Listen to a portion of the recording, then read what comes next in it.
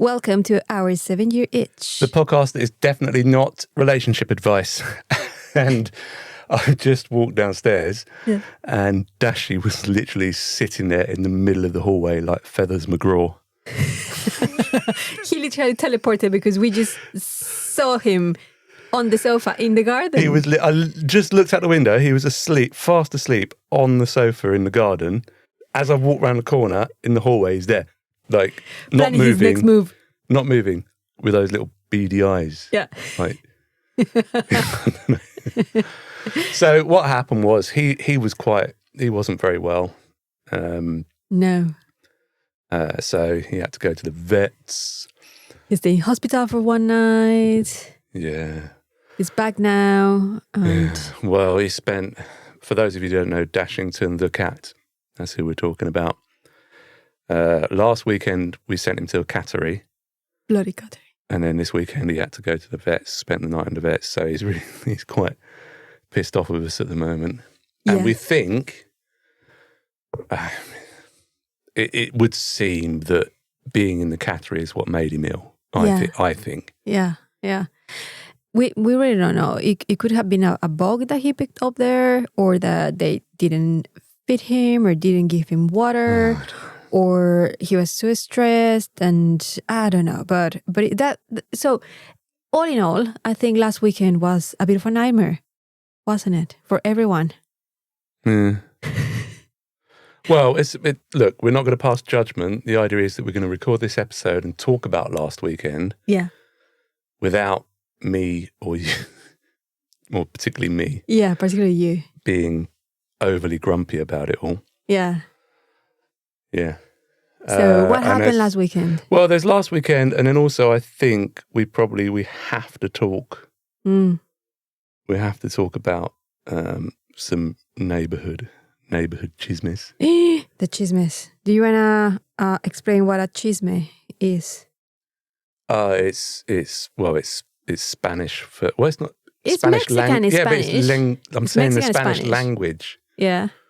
In Mexico, it means gossip, basically. Yes, and we do it a lot. We crave it. We live for it. We just love it. When she says we, she means Mexicans, not me and her. I know. We do as well. You and me. Yeah, we do. I don't have time for gossip. I'm just saying we need to talk about it because it was an interesting thing that happened. You are the most chismoso person that I know. You're always spying on the neighbors, and you're always showing me like screenshots of the people, like on screenshots. Yeah, of whatever is happening on the Facebook group. Well, yeah, I shared that one this week. That's why we got to talk about it, because it was. Yeah. I mean, it was interesting. Do you want to start with that? Because I think it's burning inside you. You really need to comment on that. Okay. Well, it's in the public domain, so I suppose I can. Yeah. But what we are going to do in this episode, we went to a festival last week. Should we name it? Yeah, we're going to talk about it. Yeah, Wilderness Festival. We went to Wilderness Festival. So we are going to talk about that, about what happened there and everything. Yeah. But yeah, so let's cover the gossip. Let me pull up my phone. See if I can pull up the actual post. I mean, it's by the way, after doing the ADHD test, I should probably share what happened this morning. Yeah. Because I had a doctor's appointment. Yes. Yeah. To talk about it. And she asked me to answer a couple of questions. And then she's literally just identified that I have ADHD. Yeah. And then decided to talk for about 10 minutes about all my options. And you were gone. Within 1 minute, you were gone. I was gone. In the end, I stopped her. I said, "Excuse me, I have to stop you. I've got to stop you here. You realise you've just identified that I have ADHD and you've just been talking." I said, I can't. I'm not taking it in. Yeah. I said, "I think there's 3 things you mentioned." And it was this, and this. Anyway, one of the things that she said was that, and it shocked me, to go through the NHS just to get a referral, to get the diagnosis, takes 4 to 5 years. Jesus Christ. That's it? Yeah, it's tough. Yeah. And what you're going to do for the next 4 to 5 years. And I know there's lots of different conditions out there, but it's probably indicative of the situation anyway, for many other conditions. Which I thought was really sad. It is sad. It is sad because I don't know, like we have to investigate and find out if your insurance, through work will cover it. I'm lucky that I have exactly health insurance. I was going there. So if you don't have private insurance, imagine waiting 4 or 5 years dealing with this. But you are not the only one. Like for all the mental health, everything is just the same. Remember when I was trying to get the surgery for endometriosis, it was the same. If it wasn't for my private insurance, I would have, waited, I don't know for how long. So it's quite bad. I'm not trying to be negative or anything, but this is the reality that we're living. It's for everything. It's really, really, really bad. Plenty of time to be negative when we start talking about wilderness. Oh God, yeah. Okay, but just go back to the Neighbours. Okay. Let me pull up the post. I don't even think I need to censor any of it, but it's just. But a little bit like background, yeah. When we moved in, they were already living here. Yeah, opposite. And we spotted them instantly. So we thought, oh, they are trouble. Like many things that they were doing, because we live in a state where we have certain rules that we actually bought this property because of those rules. We're really good. Basically, there's an estate management company. It's new builds, and you get estate management companies who manage it. So you've got parking restrictions, planting restrictions on your front lawns, all sorts of things. Lovely things. Lots of little things that say, like, you're not allowed to hang washing out of your bedroom windows. Yeah. You're not allowed to keep bikes on the balconies. Just keep your property tidy, don't make a mess or anything. You're not allowed to be respectful to others, I would say. You're not allowed to disassemble car engines on the driveway. Yeah, of course. So anyway, and there is one person doing that at the moment, I've noticed. Yeah. We know who they are, and you always complain about them. Yeah, but whenever I walk past them, I'm like, I know, you're like, oh my God, they are working on another car. And there was someone else as well who's done some illegal planting in their front garden. Loads of people are doing loads of illegal planting. So actually, it does say very clearly that you're not allowed to deviate from the planting guidelines. I completely forgot because when we were in the garden center this morning, I looked at some tulips and all those bulbs that you can just hide in the, just put them in the ground. Yeah, and I thought, oh, this would be amazing. We just can put them now, and then next year, boom, they will just show up. Yeah, and then you'll get a letter from too late. From the lady. Hey, what are they doing? So much illegal planting around. What are they going to do? Oh, take off your tulips. All right. Imagine if they come round. And they will. And force you. No, what they'll do is they will pay for a company to come and dig up your tulips and charge you for it. I haven't seen them doing that to the rest of the neighbors. Like so many houses with illegal planting outside. Haven't seen anyone.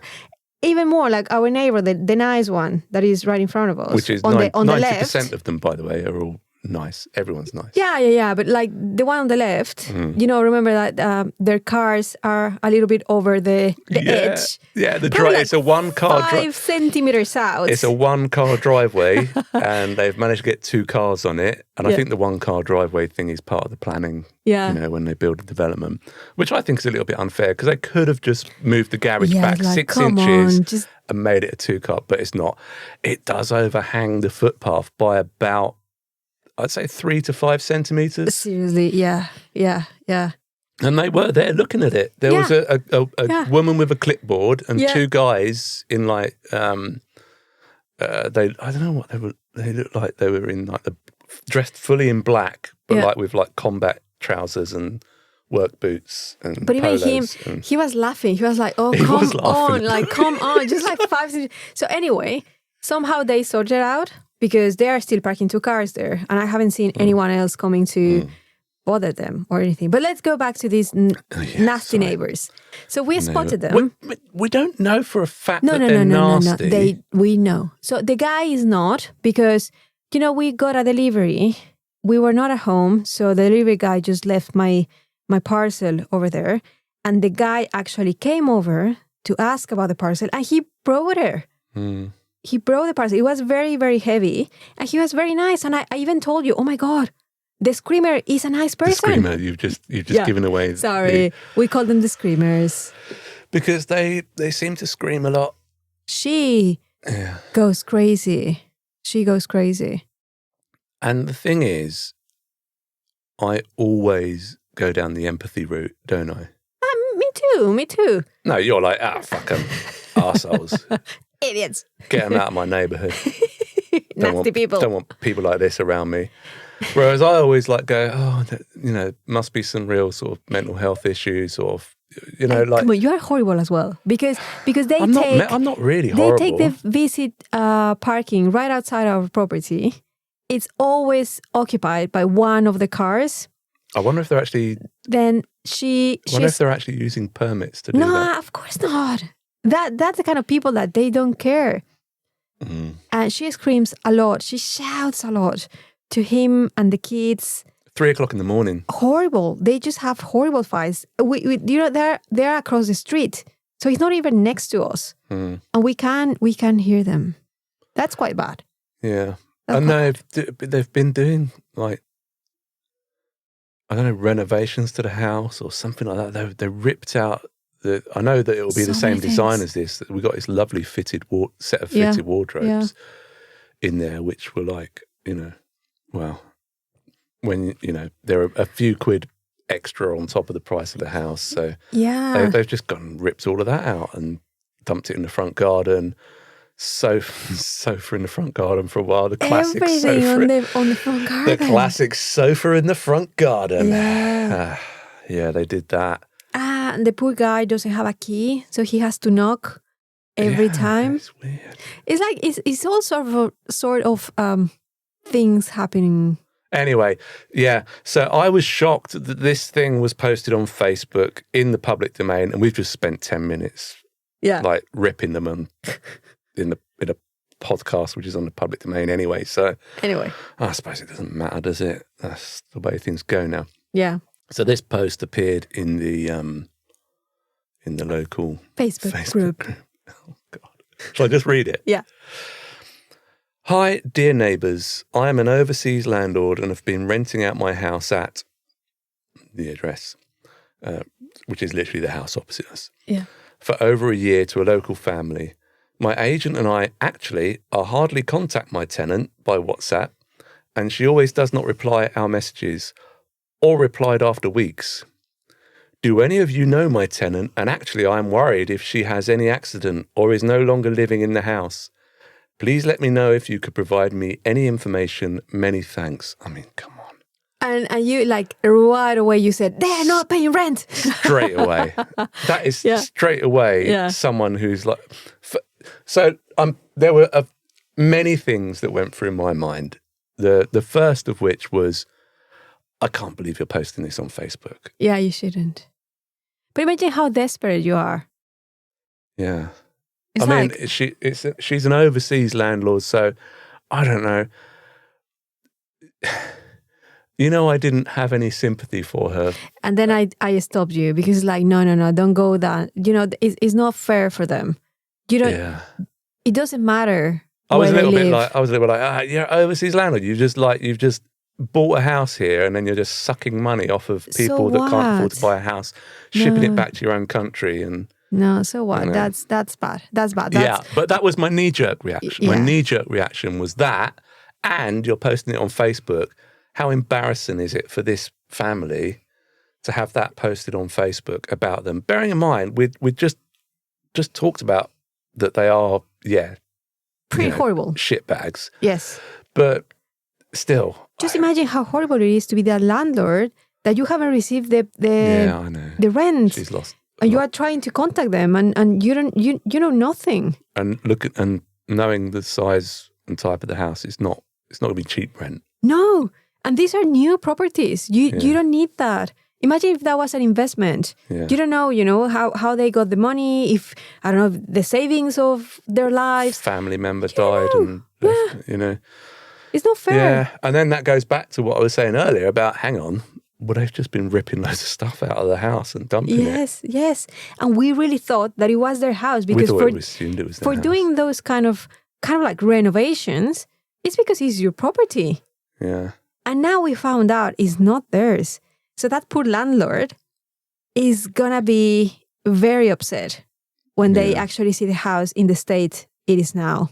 Yeah. And now we also understand why the neighbors next door, because it's a semi, were trying to sell their property. Their house came up on, when you go on Rightmove and look at your house and see how much it's worth, and then it shows you similar properties in the local area. Then the other house opposite us was up on the market. Yeah, so that's probably why. And they are really, really, really nice family. They're lovely. Really nice, with kids and everything. They are lovely. And it's a semi. Yeah, that's the issue.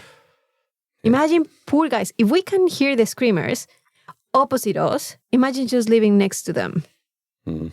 So it's like, people, put your shit together. If you have issues or anything, just address them like in a proper, quiet way. You don't have to affect the neighbors. You don't have to let everyone know.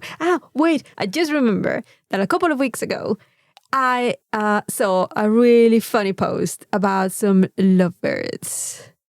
Yes. So that was funny. That's... I just need to inform you, I saw a funny post, which was funny, and they were mentioning lovebirds. Very funny. Very funny. Oh, God. Yeah. Basically, the level of comments, you all know it because you're all in the same kind of groups. Apparently, someone was making love very loudly. And could they please close their windows in future? I appreciate it's very hot at the moment, but some of us are trying to get on with our lives. It's like, oh, come on. Because it was like on a Sunday at 9:30 p.m. Yeah. And then the woman, of course, the woman that was making love, she replied. Was it her? Yeah, she replied. I didn't realise it was anonymous. I Anonymous just reply. thought I saw it as anonymous, but do you think that was actually the person? Petty, of course. So petty comments. If we are not allowed to do things in our own home and just enjoying myself, you should be very envious, or you should be. Like say, you haven't. Yeah, you haven't had just because you haven't had sex. Yeah, and then someone else, completely unrelated, replied, "Oh, honey, no, you are the one who hasn't had any in a long time." That's so funny. Just like anonymous posting. Yeah. I kind of think that shouldn't be allowed, but then also it does bring out the best posts. I know, and then we have the usual people posting, the guy that is always saying something. It doesn't matter who posts something, he wants to participate. He always has something to say. It's like, oh my God. In fact, going back to these guys, so there was, as of today, there's seven comments below it. First one, probably from this guy that wants to participate, saying, "Oh yeah, don't worry about it.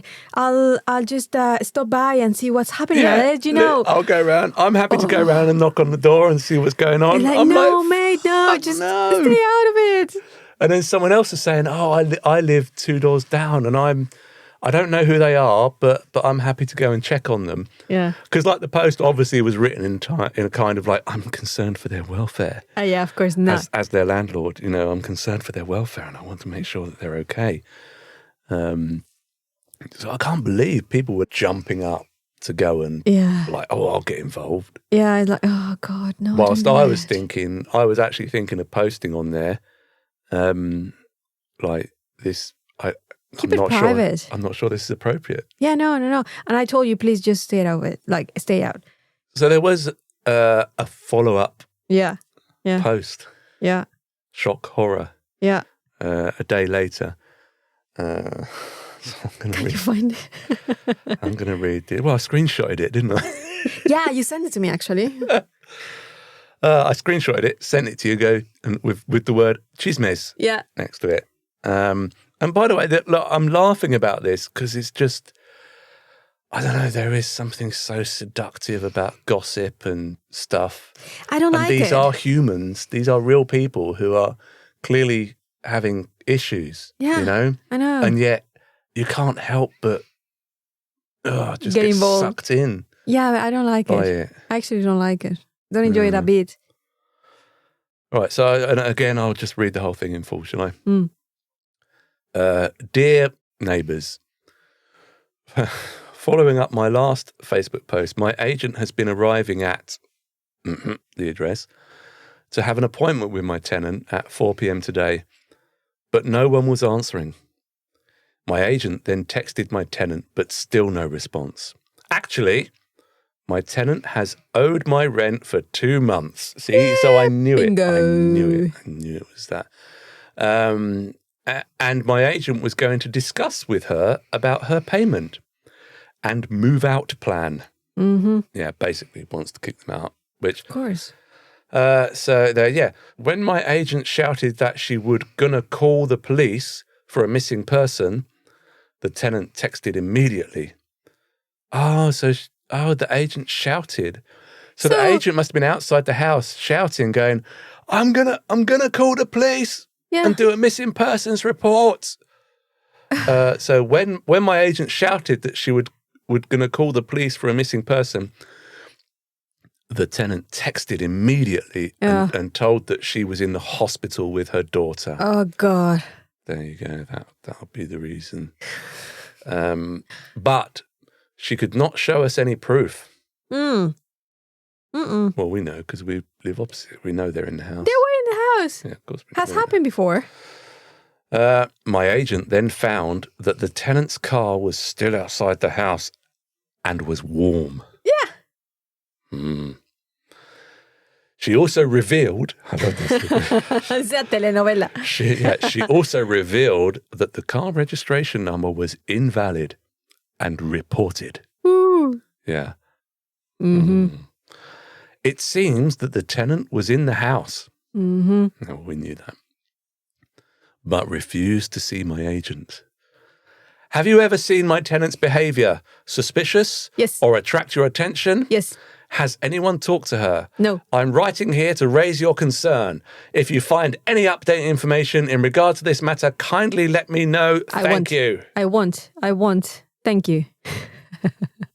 And finally, one comment below says, look, if you're having problems with your tenants, there's ways and means to deal with it. Keep it private. Sorry to hear that you're having these issues. Yeah. But it's probably best if you take this, away from Facebook going forward. Yeah. Which obviously that's what I knew should have been posted. Mm. But also half of me was thinking, damn. I wanted to know more. Got in there too quick before anyone else could add some stuff. But it's heartbreaking that there's people having real issues. Yeah, I know, because we've all had issues in the past. No, I know completely. And I think we're making fun just because we initially thought that they were just horrible people, and we thought that she's a horrible person, but now it has become like a real life issue because they have kids. So that's really bad. And we were talking about that today. Yeah, how are they dealing with it? How must it feel to see your dirty laundry out in Facebook? Yeah. Not nice. But it's like, there is always like two sides of the story. And I am in favor of always being responsible and accountable for any actions in your life. Yeah. So you are an adult. Yeah. You have kids. Mm. Everyone has problems because we all have problems, right? You just face them. You just talk to the fucking landlord. You just, don't just talk to the credit card company. Yeah. Go to the bank. I don't know. Ask for I've help. done it. I maxed out credit cards. We said in the last episode. Yes. As a family, you sit down, you talk about these issues, and you face them. And you think, okay, so this is what's happening, and I don't know. That's why I'm like pro accountability. Yeah. And it seems like this family don't have the ability to do that, and I completely empathise with that, because if you're in a certain mental state and in a certain financial situation, it's easy from the outside to say, just get some help. But if you're in that situation, you literally can't see a way out. And if you don't have the psychological skills to assess the situation and ask for help, it gets worse and worse and worse. And more often than not, people hit absolute rock bottom before anything can be done about it. Yeah. You know what? I'm going to be very Mexican about this because I've told you before. So sometimes when we make fun about our issues and stuff, we actually say, first world problems, right? Yeah. It's true. When you live in a third world, country, such as Mexico, you don't have time for mental health. You just get on with things. I mean, in a funny kind of way, hopefully this landlord posting this on Facebook has been the kind of door opening that they need. Yeah, hopefully. Yeah, so that they can start to deal with it. I just can't help but humanize the situation, and it's so easy to sort of get into the gossip side of things, Totally. which is what we did to start Totally. with. We've read out the post and we've said that they're screamers and that they're not right and everything, you know. But there is a more serious side to this, and I think it's important to recognise that. And I do hope, and I think they need a lot of help in many different ways, not just financially. Absolutely, but as I said before, there is always two sides of the story. So there is another story, the landlord, what they are going through. Well, one way that we can segue from this story to the next is to go from a story about someone that can't afford to pay their rent to a story about people that are paying probably equivalent to at least a month's rent. Jesus Christ. Just to stay in a tent for 3 days. God, even more than that. Remember when we were checking the glamping? Yeah, the glamping. The lodge was about £6,500. Was it really? For 4 nights. Yeah. And yeah, it's...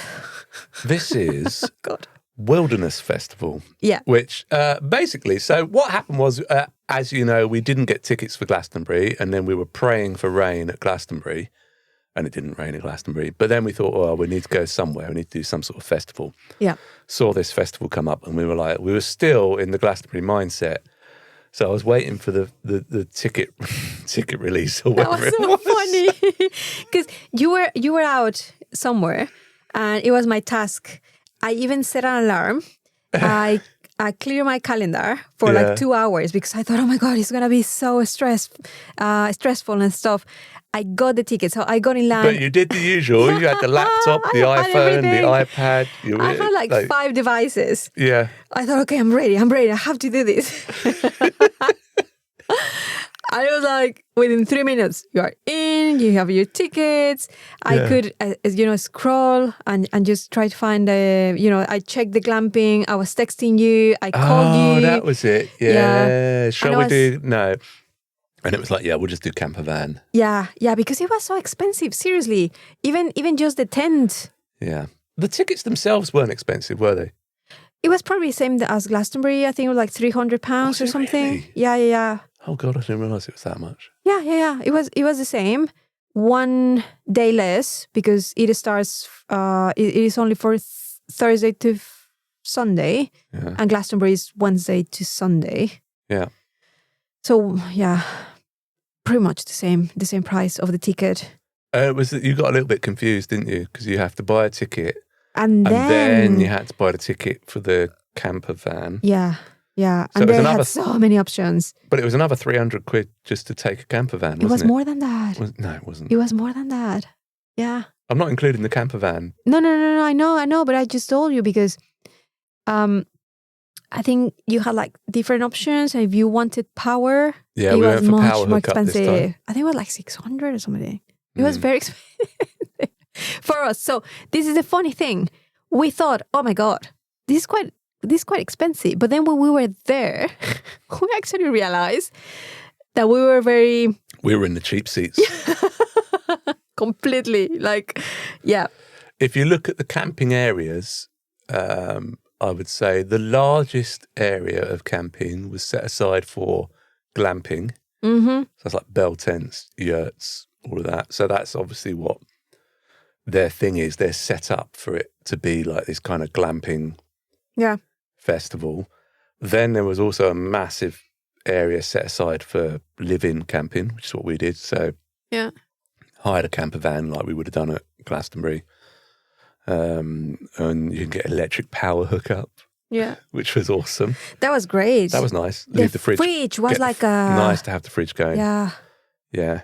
So that, and then there's like non-electric hookup camper van camping. Yeah. And then way over the other, you got like family camping Yeah. as well, where you got like, the space was unbelievable. Yes. The amount of space in between tents, you could have like, there was people playing badminton and things. Next to us. That was so funny. Like, really? Okay. Yeah. Yeah. But even from, so let's go back a little bit, because on Thursday we were told to arrive at noon. Yeah. And Again, we were still in Glastonbury mindset. Yeah. Jesus, we've got to leave at 4 a.m, get in the queue. We've got to get in the queue to get in, to get a good spot and everything.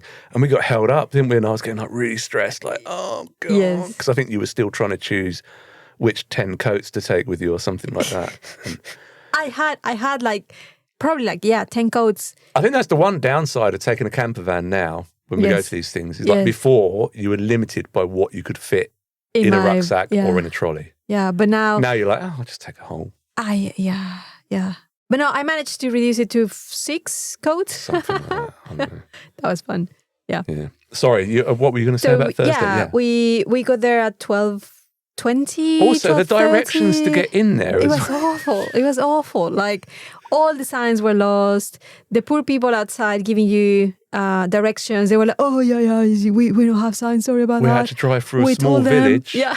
We had to drive through a small village where there was a guy who had parked his car in the middle of the road. I think it was some angry local who parked his car in the middle of the road, like, these people coming down my street with their camper vans. But not only one, probably all the village. Yeah. They were very pissed off. I was like, oh, they probably didn't get tickets for free. Like in Glastonbury, because I think everyone around gets tickets. Yeah.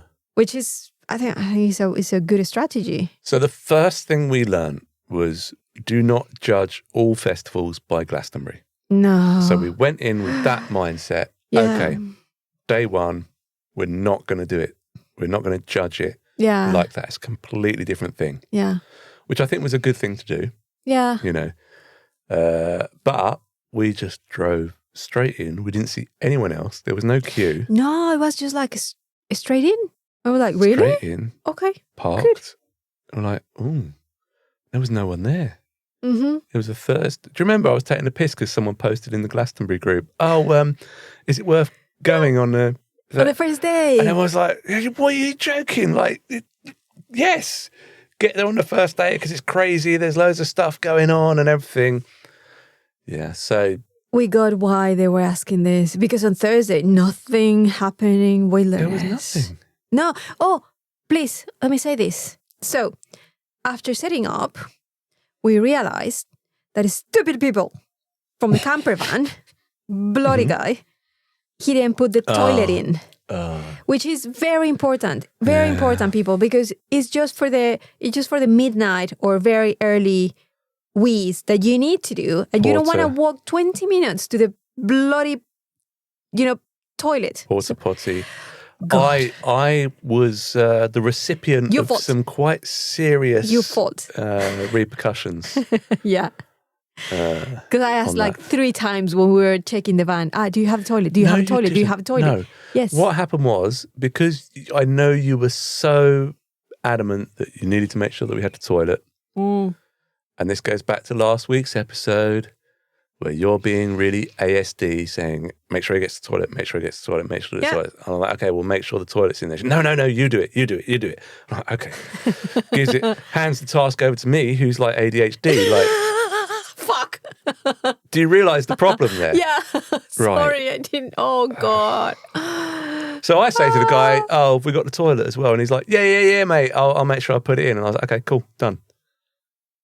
Fucking asshole. He didn't. And I ticked the box as well to say that it was... Have you made the... No, of course not. You haven't... God. Because I haven't done the claim. God. Okay, so... Sometimes you should just do these things yourself. What? Is it my fault? It's not it's nobody's fault. No, it is. Stop is. trying to make it someone's fault. I'm just I saying, didn't sign for if the it. toilet was so important to you, you should have been the one that checked that it was in there. So it's my fault for trusting you. I just said It is it's my nobody's fault. Eee! We should not be using the word fault in this conversation. Jesus Christ. Okay. We should be using the word responsibility. I'm speechless. Okay. Well, that's not very I'm good gonna for a continue. podcast, is it? No, I'm going to continue. So, after I found So the out toilet wasn't that we in didn't there. have these little toilets, I, of course, had to go to the general toilets. And people, let me tell you, I was very surprised. In the days that we were there, they were very clean. You always found toilet roll in Yeah. there. They didn't smell bad.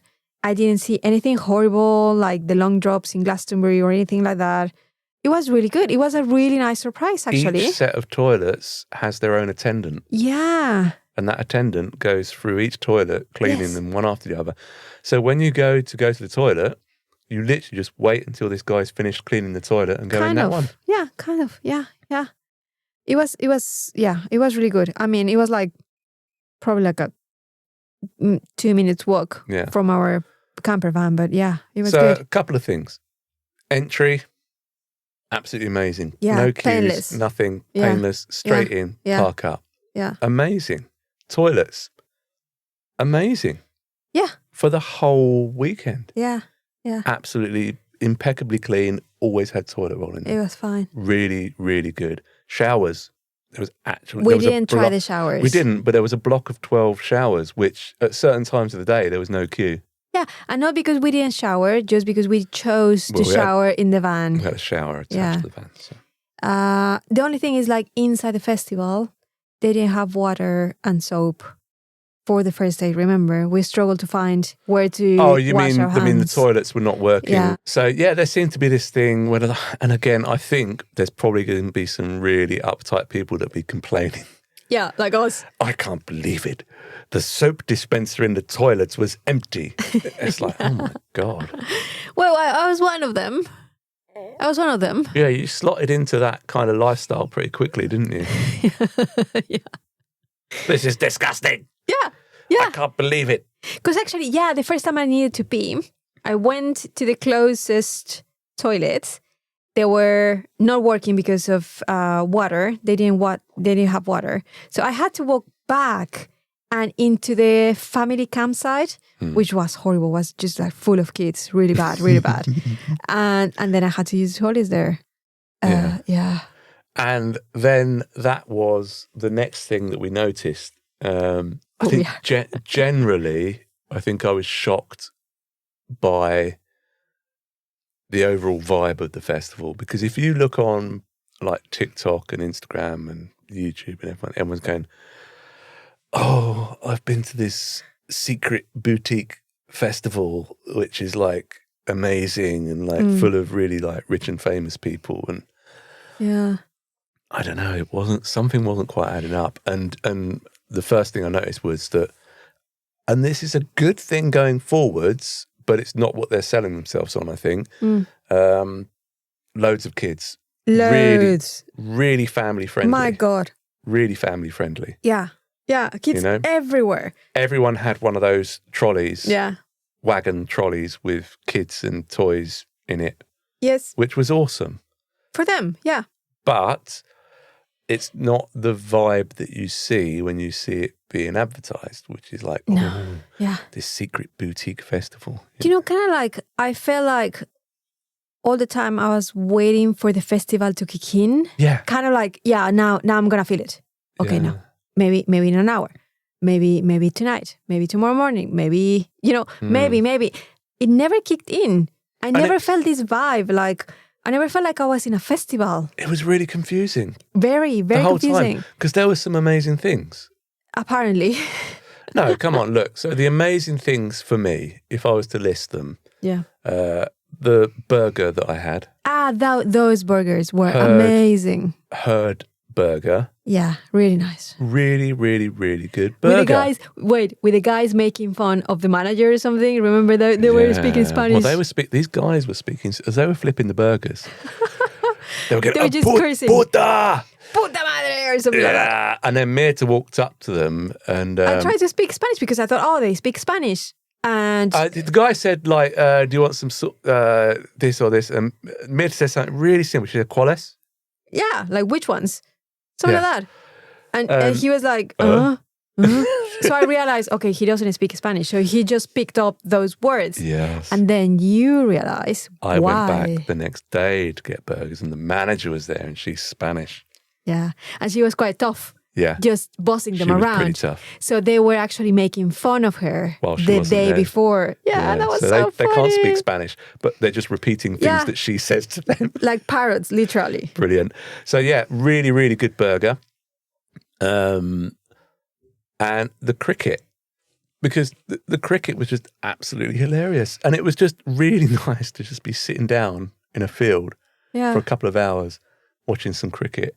And they do this thing where they have loads of streakers. People are always streaking. Yeah. Every 20 minutes, there'd suddenly be this swarm of kids. Yeah, about 150 kids just circling around the cricket pitch. Yeah. And all the while, there is an actual cricket match going on, proper cricket match.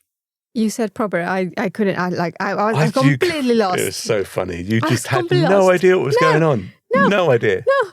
I was just looking around, seeing like people's outfits, thinking, oh my God, it's getting sunny. What are we going to do next? It actually got really, surprisingly tense. I know you didn't need to follow the cricket because of all the streakers and everything. And the commentators were brilliant. They were funny. Yeah. They were hilarious. They're funny. The commentary. And obviously they've been doing it for years as well. So that was really funny. And they were drinking. God, yeah, everyone was drinking. Yeah. Everyone was drinking, actually. And that's probably the third thing that I thought was good about the festival was the drinks, the bars. Yeah, we had really good bars. I mean, the first bar we went to was the Audi bar. Really nice. As in A-U-D-I, not A-L-D-I. Yeah. The Audi bar bought a couple of drinks. And just, even better because he was pissing down and we went in there. When we went in there, it was sunny. Yeah. When we sat down, we found a couple of, they had tables, chairs, carpets. Like, it was really nice. Yeah.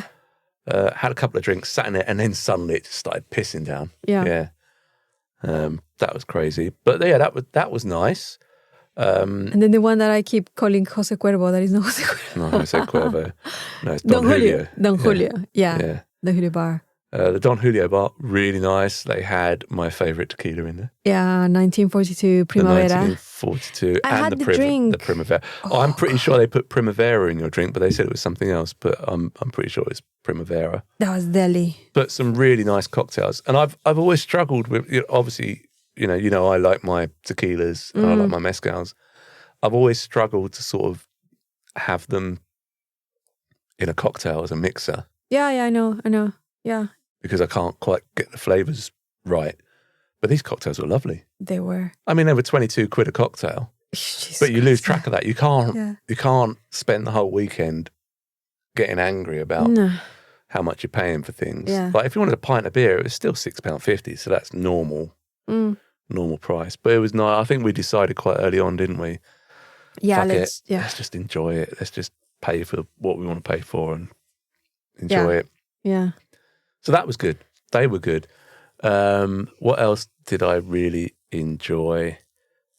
I mean, a couple of my favourite bands were there. And that's the thing as well, the music, it was a little bit, I couldn't quite, again, this was the whole thing that didn't quite seem to generate a vibe. There was like a main stage and there were some tents. And the main stage didn't start until 4 p.m. Yeah. Oh, what? And they weren't, I mean, there was a couple of world famous acts. So Air were amazing. Yeah, they were. Orbital were amazing. Yes. But the whole crowd around us were a little bit kind of like, meh. Whatever. Just bobbing our heads to like, so, you know. Yeah. We even got there early for Air because, thinking, again, Glastonbury mindset. How are we going to get into this? We need to get there at least 1 hour, in advance. We got there and it's like, okay, we're literally 3 meters away from there.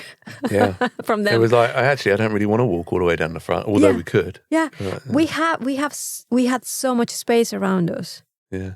So much. So these things that we're saying are weird, we think are also things that are really good Yeah. for the people that were there, right? It's fun. Yeah, it's a funny thing. If you've got 3 5-year-olds, yeah. You don't want can just the crowds around you. You want a space. You want your, to enjoy your own time. And it seems that most of these kids have been going there since they were little kids. Yeah, and that's the funny thing. Which, again, is a really nice thing. Yeah. But also just a bit of a head fuck for me to sort of work out the crowd. Basically, it wasn't our crowd. No, I think that's the thing. Then we went back to see Orbital, right? That night, I think, night. And I just didn't want to go in. And we decided to stay kind of like out of the, crowded. Out of the mosh pit. There wasn't a mosh pit. No, but, and the amount of trolleys parked around us with the parents and the kids inside just sleeping. Yeah. And they were just like raving if we were in the 90s because we were seeing Orbital, of course. Yeah. That was so fun. But everyone was kind of like dressed as if they were like acting as if they were at some crazy event. But but it was not really. I don't know. I can't. It was like a parents' weekend. Someone did say to me, "There's two types of people here." Yeah, you heard someone saying that. Yeah. Oh, that was it. Yeah, he was talking to someone in the queue somewhere, and he said, "There's two types of people there. There's parents that have getting away from the kids, or parents with their kids. Yeah. Either way, they're all parents. Yeah, and we were not, and we were like, we were completely lost. And when you see these people and they've dressed up like something from some silly circus because they're like, oh, I'm going to dress crazy. Yeah. I even heard a guy on the phone by the camper van phoning someone saying, oh my God, mate, you wouldn't believe how crazy it is here. There's people here, they're wearing all sorts of stuff. They're wearing sequins and glitter and you were like, where? Yeah. Which they were dressed up, but like, it wasn't crazy. It was just a slightly strange vibe. And then the other thing that I really enjoyed, which you said you didn't enjoy so much, and I can't understand why not, was the queer wrestling. That was too long. That was too long. Hilarious. Come on, that was like 2 hours long. Luckily, I got a seat at the front. Yeah. If not, I think I would have left. It was like 2 hours. I had to give up my seat for a pregnant woman. Yeah. You're like, all right, fine. Yeah, I thought it was really fun. And they were proper wrestlers as well. They did proper wrestling moves. Yeah. Some of them were like, really fit. Of course, not as good as the luchas. Lucha Libre in Mexico. That we went to see in Mexico. Yeah. They were amazing. But these guys were brilliant. They were fun. They were hilarious. They were unbelievably queer. Yeah. They were lesbian, funny. Gay. There was drag acts. There were like drag kings as well as drag queens. There was a striptease. There was an actual full-on butthole on display at one point when a guy got into a wrestling move. Yeah. Do you remember the alpha male guy? Oh, yeah. He was this character. He was a brilliant character. Yeah. Based on, what's the name of the guy? Don't know. Andrew Tate. Ooh. Based on Andrew Tate, which I thought was hilarious. Yeah. Didn't know that. I didn't pick it up. He was supposed to be like ultra masculine. Oh. And everything. Okay. But that was the joke. You didn't think he was actually genuinely. No, I knew that he was like the he was making fun of someone, but I didn't know. He was making fun of toxic masculinity. Yeah, of course. Yeah, but I didn't know, And then, of course, he got the crap beaten out of him by some pretty boy. Yeah. No, I thought it was good. Yeah, obviously it went on a long time. And I think that was one of the things about the whole festival is that we seemed to spend our whole time waiting for something to happen. And maybe that's our fault for not, for going to a festival that we didn't really understand. But then there's other lovely things. Like another thing that I enjoyed, we did the natural medicine walk. Yeah, that was funny. It was just weird. You just walk out of this festival into this countryside. Learning about the properties of the acorns and the hazelnuts and grasses and things. And it was lovely. They're like, all right. So it was just so confusing because there were so many lovely things there. And imagine Saturday night, we ended up taking a walk in the forest along the canal or along the, the pond. Oh yeah, It was on Saturday night. Yeah, We there was were no one just there. like, it's fine. Let's. There was no yeah, one there. Yeah. There's like a lake Yeah. on a Saturday evening, and that was when we were walking along there. And true to form, I think we talk about this in episode 2. What? We decided to leave early. No, but wait, don't go there yet. Because on Friday, sometime on Thursday, I think, when I was collapsing because we didn't have the mini You're toilet. always collapsing. And I was very ill. I was ill. So, Yeah, I mean, maybe we were both a little bit ill as well. I don't know. I had a horrible time. I was dying in there. But anyway, you managed to get these tickets for the Michelin star chef. No, it wasn't. It was Prue Leith. Okay. And it's called the Long Table Banquet. Okay, that one. So you got it for the Friday at lunchtime. Turns out it was the worst possible thing I could have done for you. Jesus Christ. So we went there and I was shaking as we were coming in the tent. I was shaking. I was feeling really bad. We sat down and I thought, dehydrated, tired. I don't know what it was, but I was thinking, I'm gonna faint. Just keep up. It's fine. The food is gonna come. You can do it. You can do this. And we got in a table because, of course, you have these long tables and you are sitting with strangers. And you have to start chatting, with people. And actually, even before that, do you remember in the queue, I was saying, all right, I'll try and get us on the end of a table. Yeah. So you've got easy access. And you don't have to talk to people. You only have people on one of your sides. Yeah. And then we walked in and it was like, you have to sit, whatever we tell you to. And I was like, fuck. And we have to sit opposite each other. Yeah, opposite each other. Exactly. I was like, because one of the strategies as well was that if we sit next to each other, then that's one person that you don't have to communicate with because I'm blocking them for you. Mm-hmm. Yeah. So everything was going really, really bad. We sat there and I realized, oh, fuck. I have a bunch of people around me. I think I will have to talk to them. But I was hoping inside, they're not going to talk to us, so it's fine. And the food wasn't forthcoming. There was 5 bottles of wine on the table, no water. No water. And I said, oh, can I get... And again, I'm not complaining, but I said, can we get some water? Someone came over to the table and said, oh, can I get you any water? And I said, oh, yeah. Yeah, I'll have some water. Yeah, thanks. Just, and she said, okay, that'll be £6.50. Yeah. Do you want a sparkling or still? I was like, oh my God, for fuck's sake, just bring some water. Get some water. We need water. Yeah. That was a bit weird because that's like a basic human right. Yeah, exactly.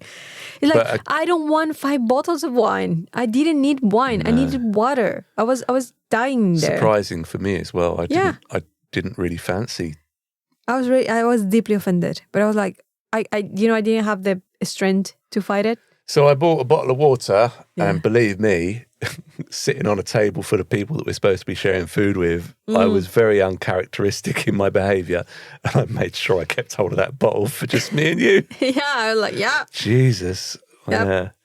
But the funny thing is, actually, the people around us were very nice. Lovely people. So it probably took me like half an hour to come back to me. Come back to slowly. Life, yeah. I came back. I struggled. But I managed to do some kind of conversation. I'm not sure it was my best. Using your masking skills. Jesus Christ. It was like fucking hell. It was like exhausting. So there much are the work. basics, so how far have you come to get here? But you made all those questions and you left none for me. I was like, fucking hell. What do you mean? I used them up. Because you started chatting. Well, no, first. I was just responding. Yeah, kind of the thing is there is a point where you cannot save me. I have to come up with something and you had used all my questions already. So I was like, fucking hell, what am I going to do now?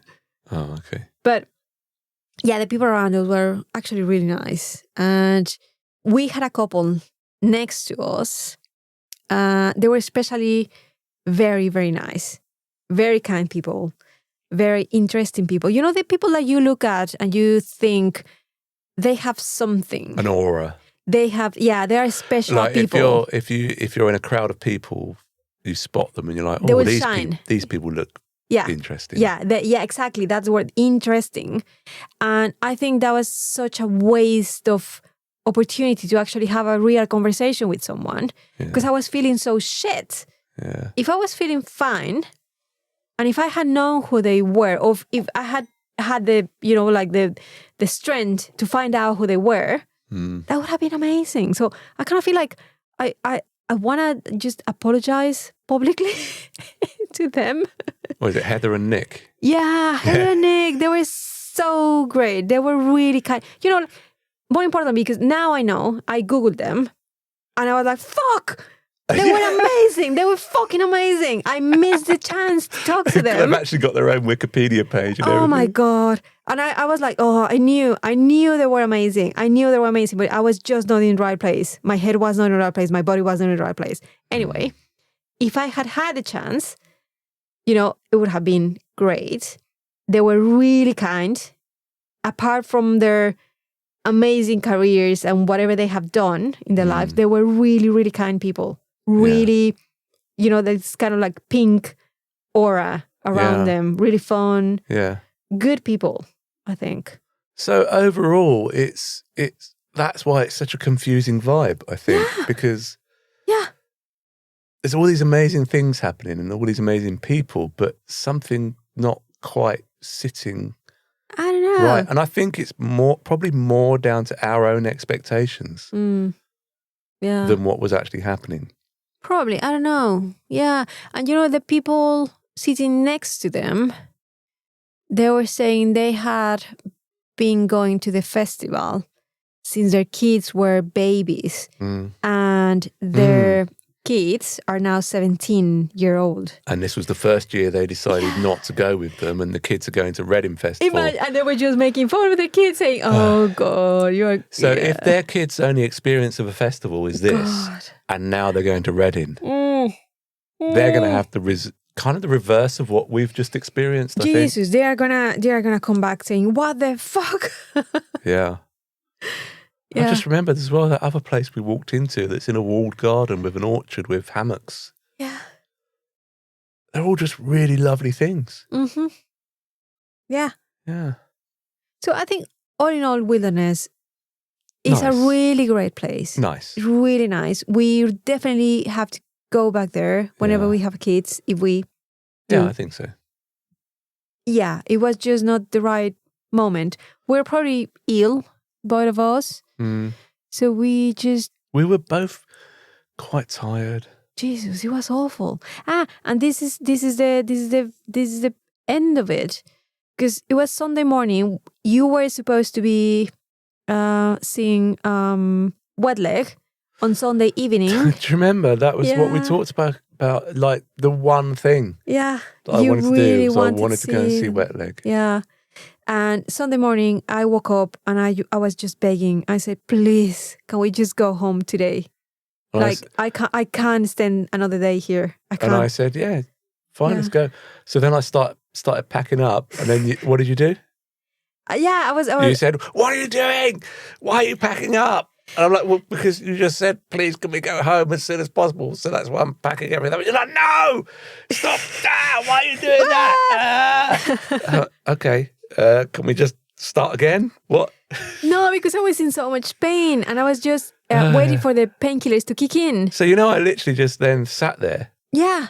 And just waited for a couple of hours. Wait a second. Did nothing. Wait a second. I waited for more than 3 hours just to go pee because I couldn't get up because of the pain. Yeah.